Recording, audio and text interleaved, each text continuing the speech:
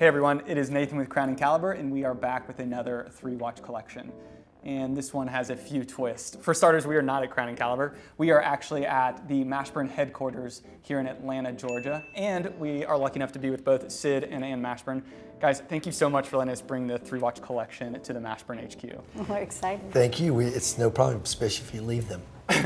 I really wish I could. I've done these a few times. I wish I could keep some of the watches. I just have to take a second and sing your praises. For those of you that don't know, between Sid and Ann, they have over 50 years of experience in the fashion industry. You guys have worked for brands like Glamour, Vogue, Condé Nast, J. Crew, Lands' End, Tommy Hilfiger, Ralph Lauren. I mean, that is one heck of a resume. I think it's safe to say that in 2007, when they started the Mashburn brand, they knew what they were doing. They didn't want to just create another store with stuff. They wanted to create an experience. They wanted to create a welcoming space with a curation of clothes and accessories that people could come into, customers could come into and feel inspired and confident. And you guys crushed at that. I don't know if you've ever been to a store, but if you haven't been to one of the Mashburn stores, you absolutely should make it a priority to go to one. And that is why we are so excited, because both Sid and Ann have taken the time to create capsule collections of watches from Crown & Caliber. And you can go and see the entire collection at crownandcaliber.com, but today we are looking at 3 of your favorites from your collection. I think it's safe to say they are emblematic of your style, and that is why we are super excited, because what better way to see these 3 watches than a 3-watch collection? So the 3 watches we're gonna be looking at are an everyday watch, an evening watch, and a weekend watch. And because we have so many watches, we're gonna go ahead and split this into 3 separate parts.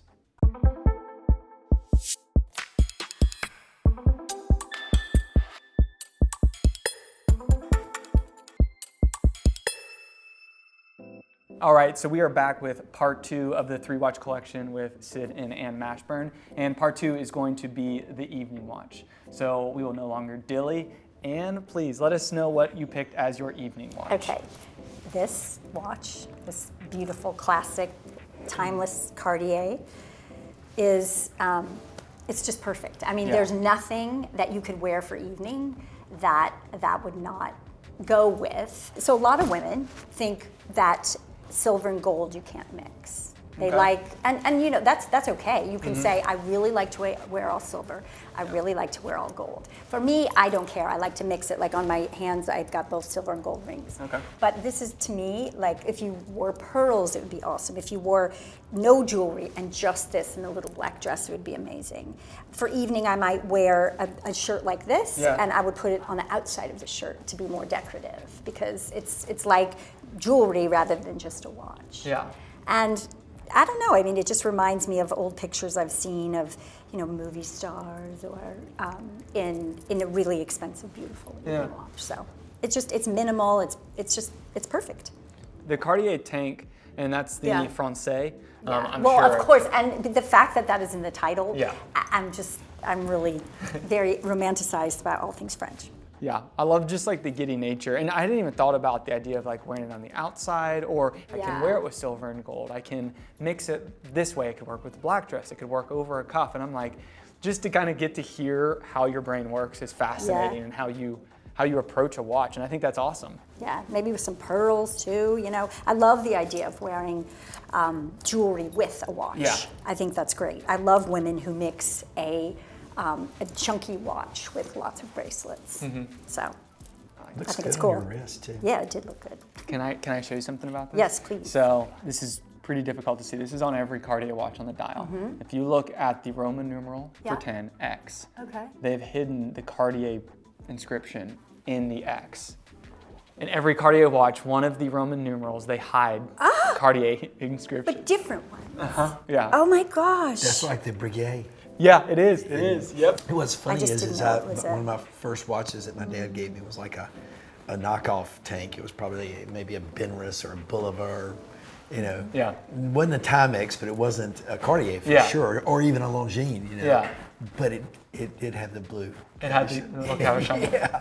It was almost like maybe they didn't quite have the patent on the or the commercial trademark to that yet. I mean, this is heavy too. So when you're putting this on, it's a ritual. Yeah, It's I mean, beautiful. the Cartier tank, and not this particular model, but the Cartier tank as a model is older than Rolex. Like, talk about a style icon. Wow. You know? Yeah. How old is that? I think the original tank was 1917, 1919. Good grief.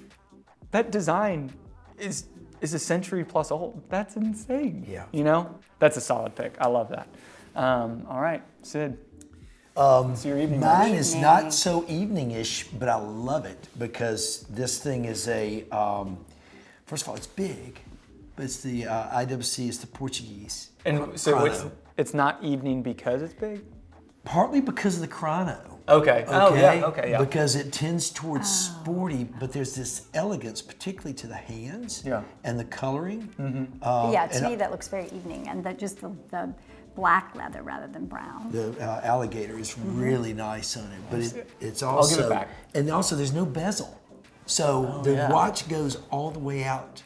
You know, there's a, weirdly, it's minimal and not at the same time. I think that's a 40 roughly, but it almost looks bigger because there is no bezel. Yeah, that's true. And you'll notice that in watches. Like, that's going to wear larger, if only in essence, than the Milgauss. Yeah, that's right. And that's exactly because right. it's got a big bezel, it kind of makes it wear smaller, where that is going to wear much larger. That's a good point. It's Yeah. really beautiful. But it's also, there's a, to me, and you know who when Zenith kind of relaunched back in the, what was that, the 90s? When they kind of, or had some new lifeblood in them, they were making watches not dissimilar to this. Yeah. But this one is, I mean, is this a super classic, would you say? I mean, the original Portuguese design goes back, gosh, I think it's like to the 30s. And one of the icons of it was they were larger watches even back then. Right. So that has definitely been one of the kind of stalwarts of that design, is it is a larger timepiece. Yeah, I mean, they've got so many great watches and they roll up. And so this is, it feels like a departure from your typical IWC. Yeah, you're right. It's like if you look at most of their line, they're going to carry a certain maybe aviation style, being an aviation kind of brand and heritage, where that kind of, the Portuguese line is very much its own line from them. And so, And the colors, I absolutely love. I mean, that cream dial is so pretty. So anyway, I think it's also nice with a tuxedo, because typically when I wear a tuxedo, I don't wear a cummerbund. Okay. And I don't wear a novelty bow tie or novelty shoes. I like it just kind of straight up. Yeah. So this is almost like the fashion piece of formal wear. So I'm a sucker for chrono. yeah. I mean, I can't just like, ooh, I'm gonna time myself. Yeah. How long does it take me to go up these steps? Right? I love that you kind of had a little twist to your evening watch. You're like, yeah, this maybe isn't the most traditional evening watch. But that's what's so great about watches is, and what I hope like we can reinforce is, who cares about tradition? Like if I'm gonna wear it and I can explain that, my tuxedo, my evening wear is, by the book, like this is how I get to deviate. It's like, yeah, that is your style. Yeah. You don't feel tethered down to a 34 millimeter time only, precious metal watch. It's like, no, this is what I wanna wear. You know what? This for work could be an everyday watch. Yeah, it absolutely Now, could. after hours, not so much, because then if you're, I'm not going swimming in it or something like that. But otherwise, I could wear this every day easily. So anyway, I love the Portuguese. Looks good on Yeah, you. it does look good on you. All right, so my evening watch is the JLC Reverso. That is really elegant. It's funny, this particular one, the fact that this is in the collection, this is a particular watch that I have some history with. I had never thought I would wear a JLC Reverso. The design, how it's the back is very flat. And I have, I would say, pretty small wrists. And so I'm always kind of fearful for a watch looking too big. And a friend of mine showed me this Reverso, and I was like, oh. And it's been a while since I've put a watch on and felt like, wait, oh, that's that feeling again, I mean, listen, first of all, JLC says it all, and then the Reverso. I mean, that really is their probably most signature watch. Yeah, I would say so. Yeah. So the history behind the Reverso, I just love this, is this was designed as a sports watch back in the 30s for men to put this on and go and play polo. No, here's why. protection. That So is- cool. Kathy Cleveland has a watch that does that. That's Oh, so okay. chic. Yeah. And this one has this cool Art Deco sunburst under it. And I just love this blue dial. The whole watch is pretty Wow. Art Deco. Yeah. Oh, absolutely. And it's a 30s the- design. Yeah. Is that when it was? When it first came out, 1931. 30s? Wow. Yeah. So that's also a very iconic design. And it's just The blue face. Is the blue beautiful. face. Yeah.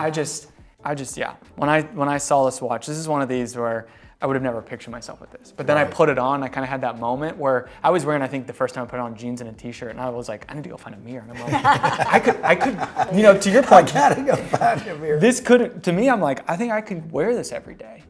You know, like, it was that moment where I was like, venturing out to what my style is. I'm like, Yeah. I think I could wear this every day. But this, in my collection, is going to be the Yeah, it is evening beautiful. watch. For You know what sure. else is nice on that too is that a calf brand? Because it's navy, right? Yes, it is So navy. it kind of Yeah. it complements without. It's a nice touch to have the navy band with it. Yeah, it's got this kind of monochromatic element to it. Yeah, I think this to me, the evening collection of a watch is something that inherently it's more niche and it's more specific than an everyday watch. Yeah. And so I think you get to see a different side to one style in it, where it's like, if you ask my friends, they would probably be like, Nathan would never wear that watch. Yeah. But it's like you get to see a little bit more behind. No, actually, no, I really like that. Have you ever seen the JLC, the clock, the Atmos? Oh my goodness, those are so cool. I love those. It's a desk clock, and We it, have one. Because Sid's dad was a clock collector. What? And It's Yeah. I think it might be the coolest thing we own. Yeah. yeah, I did say we. But it is. I love it. that is just like, what cool technology. Oh my Yeah. goodness! Even when you're kind of understanding it, Yeah. you're still like, really? Yeah. Yeah. Can you explain for the viewers what an Atmos is? Yeah. So it basically is a desk clock. It's a mechanical desk clock, and Shaped like a carriage clock, typically. But it's just still modern looking. Short, probably 11 inches high by maybe 6 inches wide. and it effectively being a mechanical desk clock needs to have power generated in some way, and so it's not wound. It uses the atmosphere and Barometric pressure, basically. and it's right? like the smallest change. I think like something like a 1 degree change in this pressure can power it for, I don't know, a day or something. And I'm not going to seen pretend I know anything more about it, but they are super cool. Plus, they're a good example of this. You know, the design rolls and changes through the years. Yeah, yeah. So you can see some that are a little more ornate, some that are a little bit more classic. And as a matter of fact, there was a lot at some auction house we went to one time. They were selling like 12 of them, and I just, to this day, I'm sick that I didn't buy it. Not because I need 12 Atmos clocks, but the price. You know, a lot of people, you look at them, you go, "Oh, what's that gold